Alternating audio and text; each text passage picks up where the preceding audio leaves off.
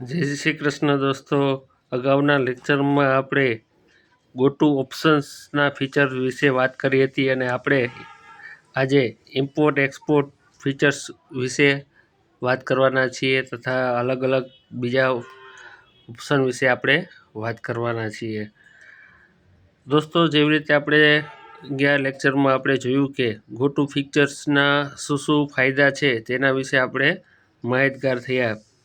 અત્યારે આપણે ઇમ્પોર્ટ અથવા એક્સપોર્ટ ફંક્શન વિશે આપણે જોવાનું છે. તો તમારી સ્ક્રીનમાં જે રીતે તમને બે ઓપ્શન દેખાય છે, ઇમ્પોર્ટ અને એક્સપોર્ટ, તો આનો ઉપયોગિતા શું છે તેના વિશે આપણે જાણીશું. દોસ્તો, આ જે ઇમ્પોર્ટ ફંક્શન છે તે તમને ખ્યાલ આવે છે કે ઇમ્પોર્ટ ફંક્શનમાં તમે કન્ફિગરેશન કરી અને કોઈ પણ તમારે આમાં ચેન્જીસ કરવાના હોય છે. માનો કે કોઈ બી ટ્રાન્ઝેક્શન ઇમ્પોર્ટ કરવાનું હોય છે. માનો કે તમારે ઈ કોમર્સનો બિઝનેસ હોય છે ખાસ કરીને, તો ઈ કોમર્સના બિઝનેસમાં ટ્રાન્ઝેક્શન બહુ એક કરતાં વધારે ટ્રાન્ઝેક્શન હોય છે. અથવા તો કોઈ તમારે પર્ટિક્યુલર કોઈ ડેટા તમારે મેળવવાનો હોય છે ટેલી પ્રાઇમની અંદર, તો ઇમ્પોર્ટ ફંક્શન દ્વારા તમે મેળવી શકાય છે. આની અલગ અલગ જે પ્રોસિજર છે, હું તમને જેમ જેમ આપણે આગળ અભ્યાસ કરતા જઈશું એમ તમને ખ્યાલ આવતો જ હશે. આવી રીતનું મેનુ બાર આવે છે.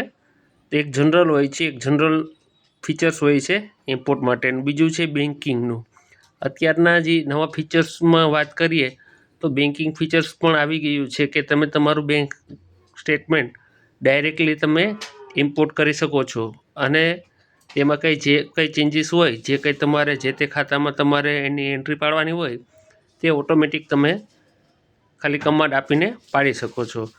તેના વિશેની ડિટેલ માહિતી આપણે જેમ જેમ આપણે આગળ શીખતા જઈશું એવી રીતે આપણે શીખતા જઈશું. ત્યાર પછી એક્સપોર્ટ ઓપ્શન. કોઈપણ ડેટા તમારે એક્સપોર્ટ કરવો હોય છે તો, અથવા તો જરૂરિયાત હોય છે, મેલ કરવો હોય છે, PDF ડાઉનલોડ કરવું હોય છે, પ્રિન્ટ કરવી હોય છે, કે કોઈ પણ રિપોર્ટ તમારે જોતો હોય છે તો એક્સપોર્ટના ઓપ્શન દ્વારા થાય છે. હવે એક્સપોર્ટના દ્વારા એક્સેલમાં પણ રિપોર્ટ મળે, PDFમાં મળે છે, પ્રિન્ટ પણ મળે છે. તો એના માટેના ડિફરન્સ કન્ફિગ્રેશન છે. તો આ કન્ફિગ્રેશન દ્વારા તમને બધી માહિતી તમને ધીરે ધીરે મળી જાય છે. તો આમાં બધા અલગ અલગ આ ઓપ્શન આપેલા છે.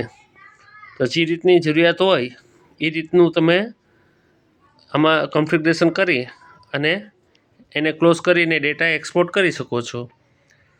તો કે જો કંપની ડિટેલમાં કંપની ડિટેલ એન્ડ નેમ, તમે જે રિપોર્ટ આપો છો એમાં કંપનીનું નામ રાખવું છે કે નહીં. કંપની એડ્રેસ,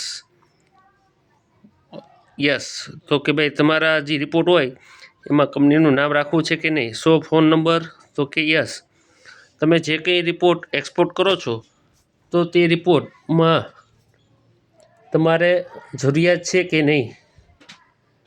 જો આપણે માનો કે આપણે આ 3 ફંક્શન આપણે જોઈએ હમણાં અત્યારે, બરાબર છે. હું તમને થોડુંક વ્યવસ્થિત રીતે ઝૂમ કરીને દેખાડી દઉં છું. કંપની નેમ, કંપની એડ્રેસ અને ફોન નંબર. તો કોઈ પણ રિપોર્ટમાં આ વસ્તુ આપણને દેખાશે. તો આપણે એનું પ્રેક્ટિકલ આપણે જોઈએ લઈએ. જો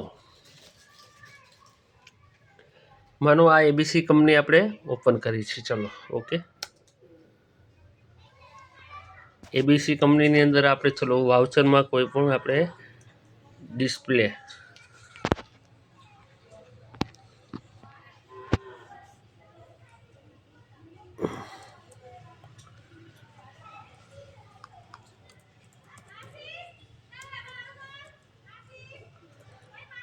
આપણે માનો કે સેલ્સ રજિસ્ટર લઈ લઈએ.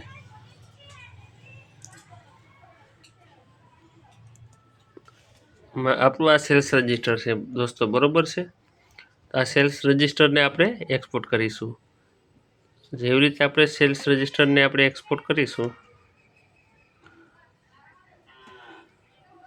તો આપણને પૂછશે કે તમારે એમાં શું તમારે એક્સપોર્ટ કરવું છે. તો કે ભાઈ કરંટ, મારે અત્યારે કરંટ જે ડેટા છે જે સ્ક્રીન ઉપર છે દેખાય છે એ મારે એક્સપોર્ટ કરવો છે. તો આ એક્સપોર્ટનો ઓપ્શન આવી જાય છે અને તમારે આપણે અહીંયા લિમિટેશન છે સોફ્ટવેરની, બરાબર. તો આપણે બધી વસ્તુ આપણે અહીંયા આપણે એજ્યુકેશનલ વર્ઝનમાં નહીં કરી શકીએ. પણ તમને જો મારું સોફ્ટવેર બંધ થઈ ગયું છે, પણ જેવી રીતે આપણે એક્સપોર્ટ કરશો એટલે તમને બધી ડિટેલ દેખાશે.